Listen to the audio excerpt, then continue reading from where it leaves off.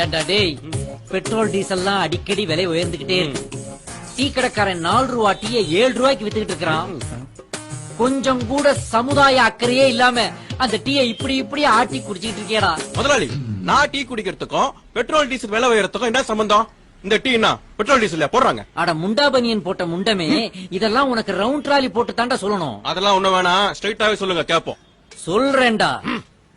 1 litre crude ஆயிலுடைய அடக்க விலை 41 ரூபாய் 74 பைசா. ஒரு பேரல்ல 159 லிட்டர் க்ரூட் ஆயில் இருக்கும். அத பதப்படுத்தினாக்க நமக்கு 166 லிட்டர் பெட்ரோலியம் ப்ராடக்ட் கிடைக்கும். அதுல 79 litre petrol, 40 litre diesel, 16 litre மண்ணெண்ணெய், 7 லிட்டர் எல்பிஜி கேஸ், மீதி 24 லிட்டர் அதர் ப்ராடக்ட்ஸ்.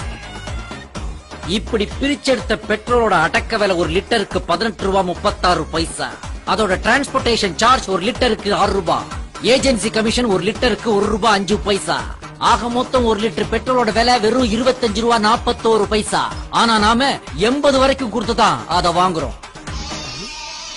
நீ குடிக்கிற டீக்கும் பெட்ரோல் டீசல் விலை ஏத்தத்துக்கும் என்ன சம்பந்தம்னு கேட்டியே? நீ குடிக்கிற டீல உள்ள சக்கரை, பால், டீ தூள் எல்லாமே அந்த விலையேறின பெட்ரோலையும் டீசலையும் போட்ட லாரியிலையும் வண்டியிலையும் தாண்டா வந்து இறங்குது. சோ அது விலையேறினா இதுவும் விலை ஏறும்.